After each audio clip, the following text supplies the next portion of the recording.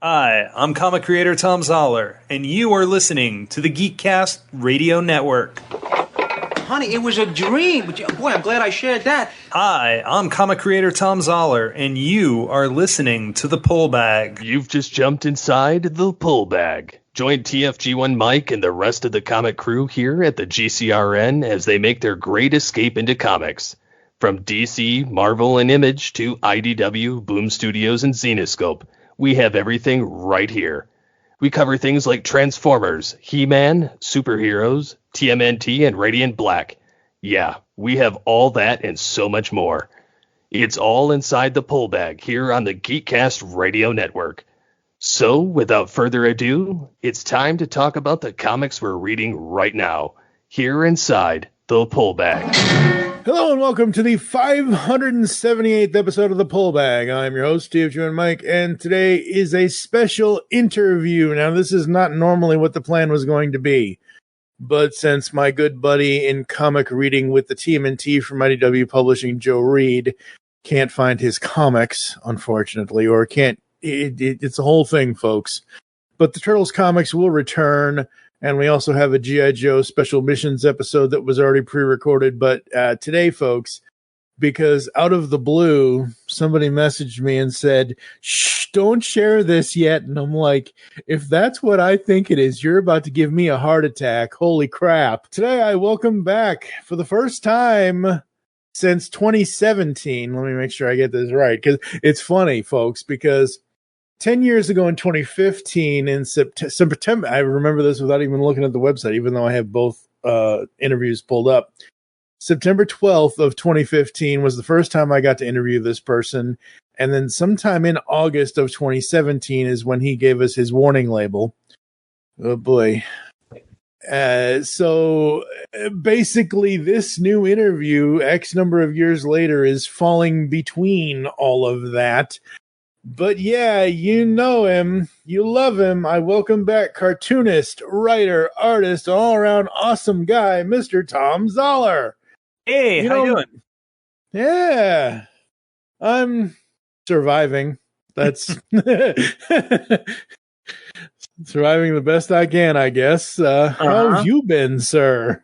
Oh, busy. Yeah, lots of life stuff. Traveling way too much, but all good. So, Yep. So that's where this came from. Got it. So most people will know Mr. Zahler from such titles as his work on My Little Pony at IDW Publishing, and then there are all of his creator-owned series with Love and Capes and all of the multiple series that include that whole thing. Because what are you on, the holiday issues now, or the holiday tales now, or something? I saw something on the website about the holiday episodes. After the fifth volume, I moved it to Patreon. I did one during COVID, then I did a Christmas issue, and now it kind of survives as like 64-page thick comic books. Nice. It just makes it easier to get a new one out now and then. Yep. What we're really here to talk about, long distance. Warning label, as I mentioned, Cupid's Arrows, Time and Vine, and most recently, the Ghost Whiskerer. There are two of them. Oh, there's two of those. Okay. Yeah, there are two. No, there are two cats. It's Ghost Whiskerers, plural. There's only one. Yeah. I said Ghost Whiskerers. Oh, okay. Okay. Maybe I didn't. I don't know. I always end up screwing things up in these intros. So it's been 10 years almost to the day when I first interviewed Tom, and we are here to talk about long distance, and I have been begging him for the last 10 years for more long distance, and here we are all these years later, and look, folks, more long distance. I can be worn down. Right. Come on now, I haven't begged you all that much. Yeah, so long distance then. For those that don't know, for those who have been living under a rock, who haven't listened to myself and our good buddy Jesse W. Jackson from Set Lusting Bruce and Perfectly Good Podcast and JKL Media and whatever else other things Jesse does, tell us, that if those that didn't listen to that first interview that we did 10 years ago, remind everybody, or maybe reintroduce everyone to the premise and concept of Long Distance and where the idea came from and who Jeremy was. Oh, okay. So Long Distance is a comic about a couple that meet in an airport during a snowstorm, and they hit it off and they decide to date, but neither one lives near each other. One of them lives in Ohio, one of them lives in Illinois. So it's their chronicle trying to figure out how to make this work. Visually, the comic uses color to tell the story. So all the scenes that take place in Columbus have a greenish tint to them. All the scenes that take place in Chicago have an orange tint. That way you always know where the story is happening without me trying to do a bunch of establishing shots. You can bounce back and forth, and it's really easy to tell. Every time they go to a different location, it's a different color. That's kind of the rule for it. And then they text each other, and they email, and all of those different types of telepresence appear in the book. Because that's one of the things. I've been in more than a few long-distance relationships, probably because I travel so much. That's how I meet people. Right. And one of those was kind of the inspiration for telling this particular story. And as time went on, originally this was invented or created as a sitcom pitch for a TV show called Situation Comedy that aired on Bravo in like 2003, 2004. And I took that story and turned it into a comic about 10 years later. And the thing that had changed in those 10 years was texting and voice call or visual calls and, the FaceTime, stuff like that, where it makes it possible to have a different degree of telepresence. And I thought that was really interesting to explore because you're apart from somebody, but you're not completely apart from the person. Like you're actually still always connected in a way that previous long distance relationships weren't. Yeah. So I wanted to try and see what I could do with that whole reality. Yeah, absolutely. Yeah, so the book came as a 4-issue. Each issue is double sized, so essentially it's an 8-issue story if you count classic comic books. Mm-hmm. And yeah, it was always, as a sitcom, there's a point near the end where you find out how the characters make their relationship work. And to me, that was always where the other seasons of it as a comic book would take place, or other seasons of it as a TV show. Like I would explore that there's a double page spread. That double page spread could have been a year's worth of material. But not knowing how I could get the book to survive that long at that way, I kind of skip over that part and imply it's there and kind of have it as a proof of concept. It's one of the reasons it was hard to figure out how to come back to it, because the ending was very much the ending I was looking for. Like I didn't know what else to do with it until I did. And you asked about Jeremy. The book is dedicated to my friend Jeremy Dale.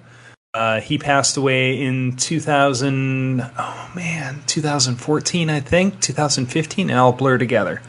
I'm so sorry, dude. Yeah, it was pretty sudden and unexpected. I remember getting the text from his wife and just being completely shocked because he's younger than me, and yeah, it was just like this weird confluence of events that happened. So yeah, I dedicated the book to him. Very cool, very cool. Yeah, there's a point in the book, and this is not a spoiler because this book has been out for 10 years, folks. Go get yourself a copy. But there's a point in the book where you have, like you said, this 2-page spread where the entire map opens up and you have various points on the map of where Carter and Lee, the main characters, go and to and fro and this, that, and the other thing and everything else. And there's little blurbs about each stop and what happened and, the year that was, and that the less said about that, the better, and Graham and everything else and all this and all that. And my thinking was, ooh, I can't wait to read that story 10 years from now, kind of thing. Well, because again, you tease it, and it's a good tease. All of those things are a great tease, and maybe there aren't legs on every one of those stories that are on the map. But when I read it back then, and when so I read it again right before we did this. This is the first time I've read it in 6 years. The last time I read it before this was in 2019. Okay. I don't know why I read it in 2019, but I just did. It was just one of those things where I'm just like, I need to go back to that. I need to reread Long Distance again. I need something different. And Lord, if only I knew what was coming after. So yeah, I did, and to this day, I still love the story, every bit of it. And it is and will always be one of, if not the best romance comic out there. Oh, thank you. You're very kind. Absolutely. So the question now is, how many ideas have you had since 10 years ago till now that you just haven't done with the series? Oh, not all that many, because anytime I really think about approaching all the travels they take in the middle, that timing-wise would change. This was an issue I had with Love and Capes when I came back to it, too, was that if I picked up where I left off, that moment is frozen in time, and the further I get from it, the more it becomes a period piece. Mm-hmm. And I wasn't as interested in that. It's the kind of thing that if I came back to it or if it became a TV show, I would probably approach some things differently. I mean, the core story would remain the same, but I don't know everything I would have done with the stuff that's implied that happens in the intervening years. I'd probably change some of that. Those were all like general ideas, but they were also kind of sketched out a little bit. Probably they refer to the year of hell, and I have a pretty good idea what happened there. Oh boy! But there's a couple things that are, I don't know if they're implied, but they were always in the story that I wrote, but they're not overt until, like, honestly, part of what happened, because occasionally people would ask me for a sequel to this, is that the pandemic happened. And suddenly I went from traveling all the time to being home all the time. And I actually, I really love traveling. I love conventions. I love getting to meet people who read my book. And it's kind of how I store up the energy to work in the studio for as much as I have to get a book out. But I figured out that I bought the house because I liked it. And I did like living here. And I have a stupid travel schedule that services the most awesome thing in my life, which is getting to write and draw comics. But it, when everybody was cooking at home, it changes the way you approach food. And suddenly I was cooking differently, and there was a lot to enjoy about it. And as I realized that, I realized there was a part where Carter and Lee, the characters in the book, would hit a point where maybe they don't want to travel anymore. And the other thing actually that weirdly occurred to me is I've started traveling internationally. For My Little Pony convention. So it's a nice little training wheel way to get onto places. And there's a lot of places that have gone. And for, one of the things you do when you travel, I have figured out, is that you go to the top of really tall places. Like there's always somewhere that's got a church bell tower or clock tower, or I was in Bruges and I went to the top of the church that you see in the movie in Bruges. I did all that kind of stuff. And it's fine. And the experiences are great. That's not the point that I'm talking about. But as I get a little bit older, it's still I don't have any problem doing it. But I realize that there will come a point in my life when I won't be able to do that stuff the way that I can do it now. So there are certain things I want to make sure that I take advantage of. And realizing that would happen to Carter and Lee, they're not going to want to live out of a suitcase or stay a year in a place and then move everything over and over. That's going to get tiring. So it occurred to me that it'd be really interesting to find out what point that happened and how they dealt with it. Mm-hmm. Yeah, absolutely. So Long Distance now, I'm going to sound like Jeremy Piven from Grosse Pointe Blank here. 10 years?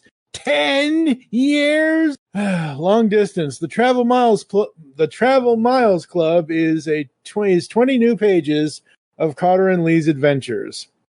You just mentioned all of this about your traveling and need to want to do it now because much later you're not going to be able to do it and whatever. But when did you first work on this? This didn't just happen. You didn't just draw this 2 months ago. No. Yeah.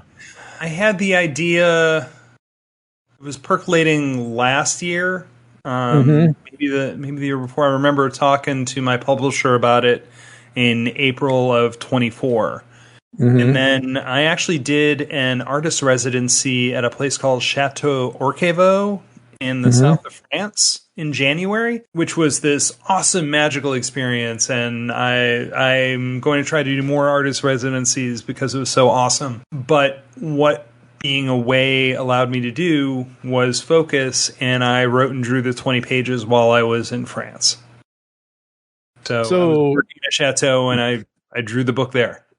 Very cool. Very cool. Awesome. So you have the Kickstarter, and I'm going to be getting this interview up as soon as I possibly can. But as of right now, Tuesday night, August, what the hell date? 19th. Yep. We have, let me refresh the page just to make sure I have an accurate count here. Come on, internet. My internet's slow. Oh, okay. I've got it open too. Yeah, it's 82 backers. Got 28 days to go. $3,524. You met the goal. Yep, funded so in now we're on. Yeah, funded in 6, which I am not surprised. Not because it's you, not because it's long distance, but just because it's honestly, yeah, it is because of that. Because you get the word out about the, like, I'm telling you, man, like, I've only done one episode of the Pull Bag about the comic, but I need to do more promotion of that old episode that Jesse and I did, because, man, more people need to read this dang book. It is so the original story, because it's so good. And it's like I said, folks, at the beginning of the episode, I don't even think I said hello to you. I don't even remember. I think the last thing I sent you was, hey, I think it was like last year, new interview, whatever, something. It was something last year. All of a sudden, out of the blue, I get a message, and I'm like, you're like, don't share this, but I'm like, if you don't do this to me, if that's not what I think it is, because you don't do this to me. Cause met the goal already. So we got 28 days to go with the stretch goals and everything else. Long distance, the Travel Miles Club, 20 new pages. Luckily, folks, he didn't torture me too much. He allowed me to read the story. I've read it. It's great.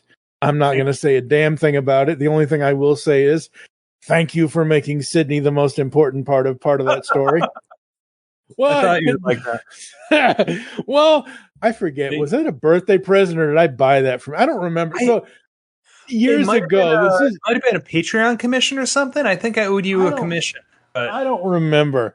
Yeah. So back in 2017, 2018, somewhere along the lines, folks, I ended up with a commission from Tom, and because Tom knows me, at that point, Tom knew me for 2 years, and he knows of, not that I don't not like any of his other work, but at that point in time, he knew what I liked, and he knew what I wanted, because 2 years in, I'm like, okay, when's more? At that point, I really was asking.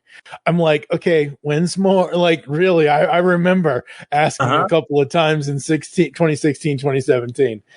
And you're like, fine, do this. I know what it was. I remember what it was.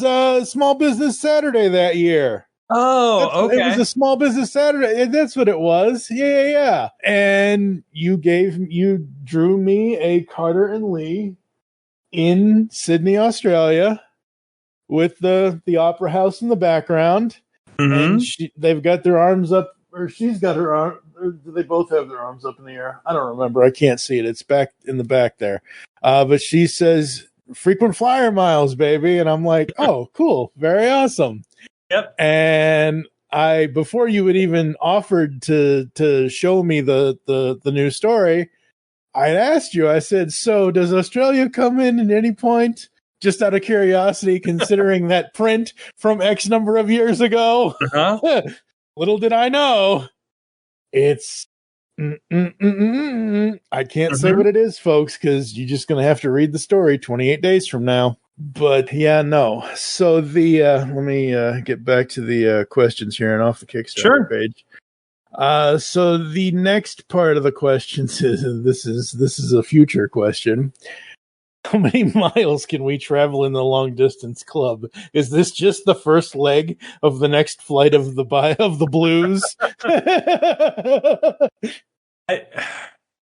Every time I come back to something like this, and I try to do it with most of my projects now, I want everything I do to be effectively the last thing I do, in that I don't like Cupid's Arrows, because I got canceled in the second season. It's going to take a lot of effort to do volumes 3 and 4. So I want everything to be complete when I do it and not have to come back when I'm not ready to. Yeah. So to me, this is definitive until I come up with a better idea. Okay. So that was the same way I was with Love and Capes, where I got exactly to the place that story was always going to end. It's a birth of their first kid. I thought, I really felt like I nailed the ending, and I didn't want to do like the crappy last season of Scrubs. I wanted to end on the high note.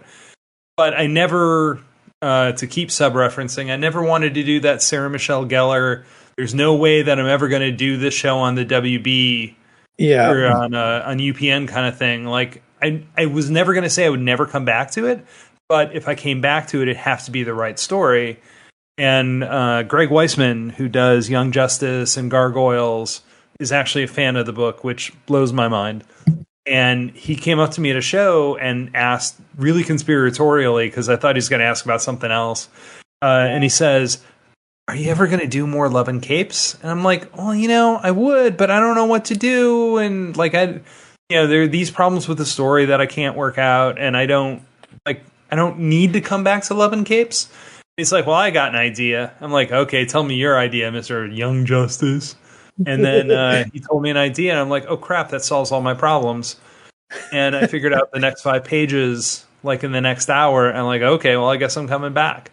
So that was the start of the 5th volume, where same thing, it jumped ahead in time, and then there are 2 kids instead of 1, and that, like, from a production point of view, it means that I could tell baby stories, I can tell toddler stories. I didn't have to follow the arc of any individual kid and tie myself to that. Yeah. Where Love and Capes was dating, engagement, newlywed, kids. Like, it was always built with that structure. And if I was going to follow their son, that's committing to 18 to 21 years of Love and Capes stuff. And I didn't know if I could do that. But being able to drop in and out and jump ahead a little bit each time, that makes it a little easier to do. So all of which is to say the same way, if I come up with something worthy enough of coming back to long distance, I will. But the book's been out of print for like 3 years now, 4 years, if not more.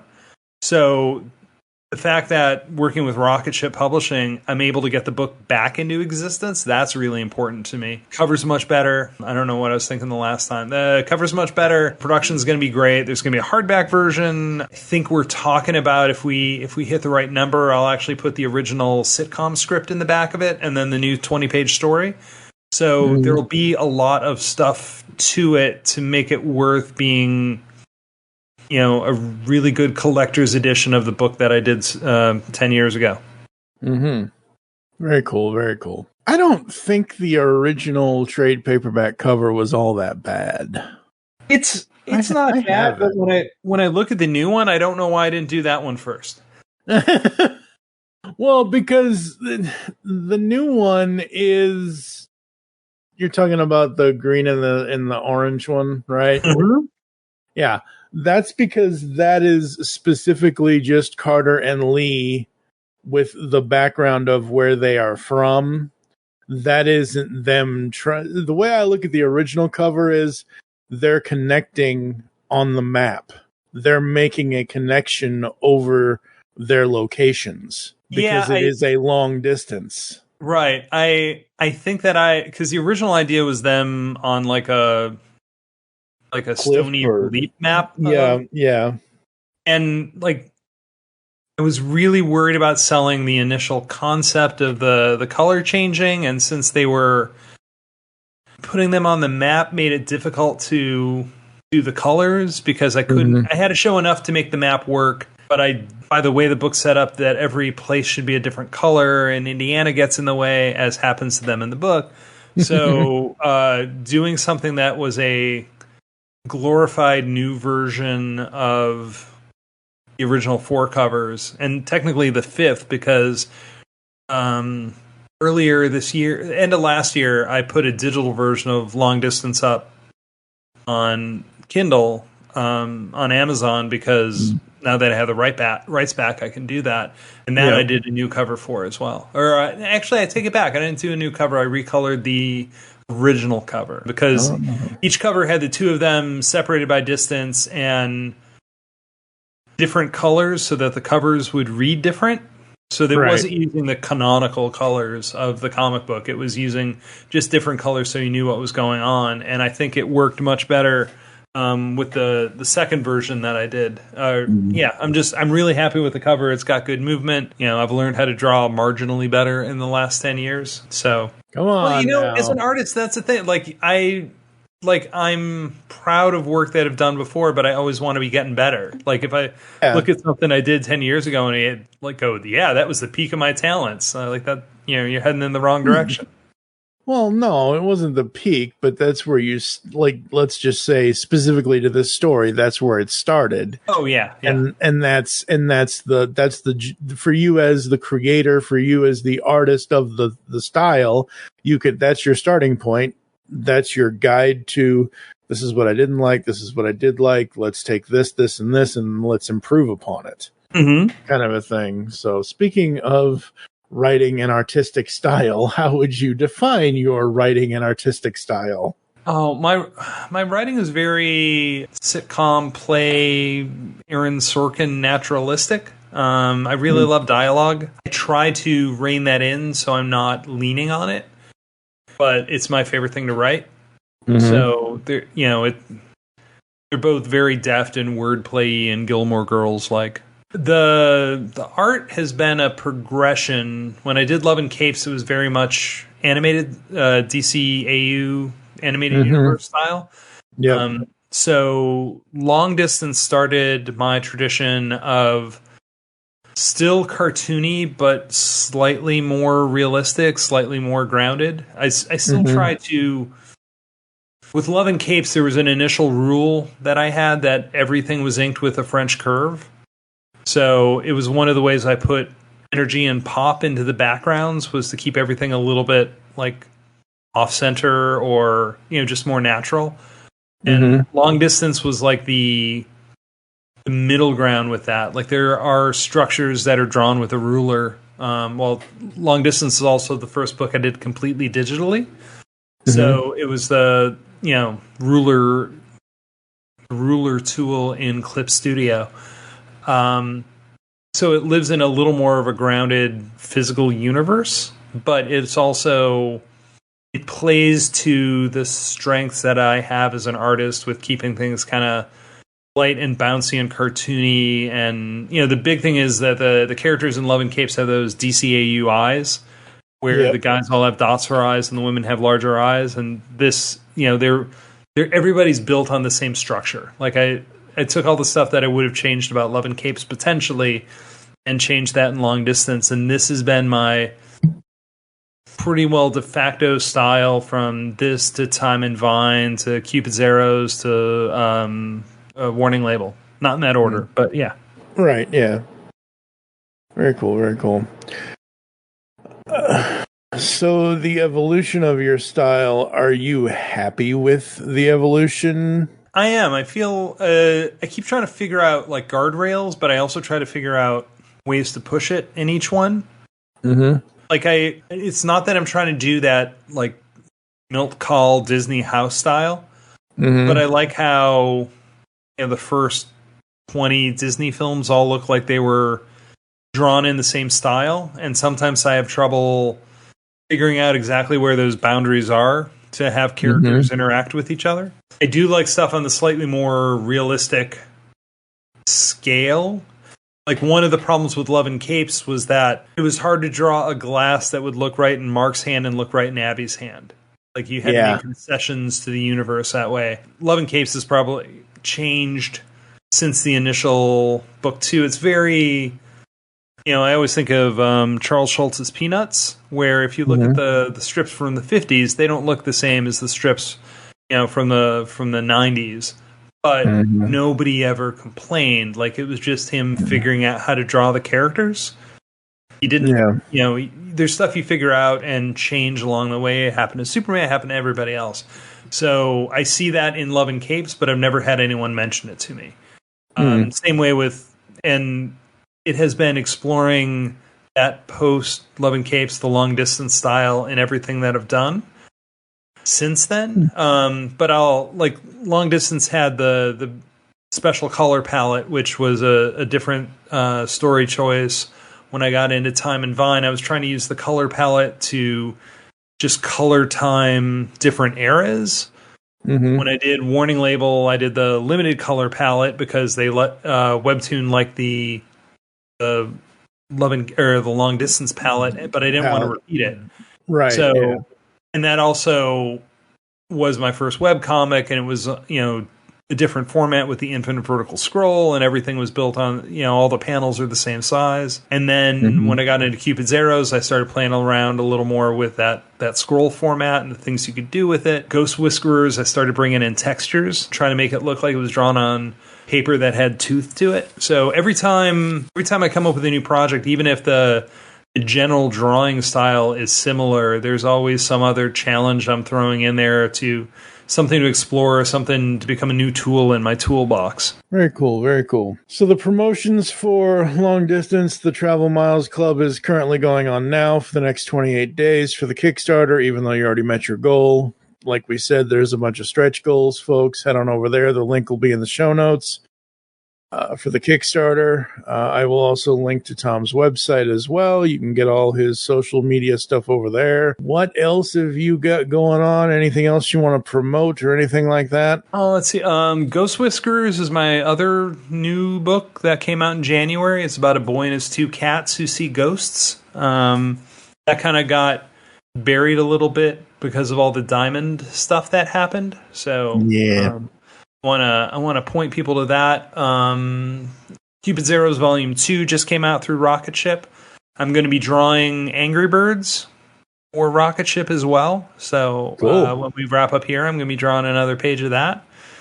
And past that, there'll be more Love and Capes. There'll be more Cupid's Arrows. Those are both on deck. I'm just trying to keep making more stuff and traveling. I have 3 conventions in a row. I'm doing a My Little Pony convention in Seattle, and then I'll be at Dragon Con, which I think is where you and I met, right? No, I've never been to Dragon Con. Okay. We've never met in person. Oh, okay. I thought we had... Sorry. No. And then... You're probably thinking of Michael Bailey from the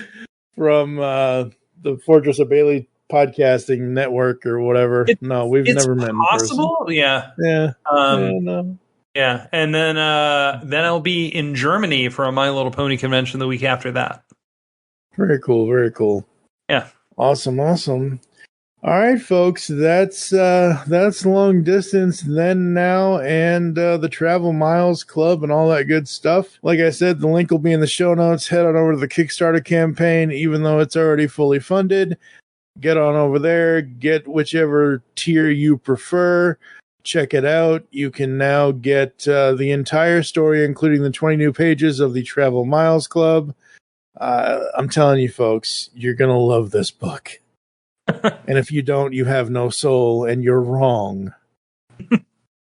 So, yeah, that's going to do it for this episode of The Pull Bag. Next time, even if I have to take a blue, red, purple, and orange bandana and tie his arms and legs together, we will get Joe Reed in here. We will be doing some sort of whatever the next TMNT comic is that we have to do for the pullback. We will be getting that done.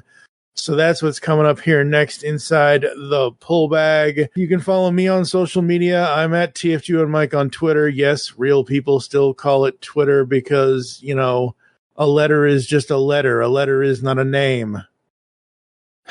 I'm also on Instagram at TFG and Mike Presents. You can head on over to geekcastradio.com. You can check out all the podcasts and all the podcast episodes we have over there. We're 16 and a half years in. We have just over 4,000 audio episodes of podcasting.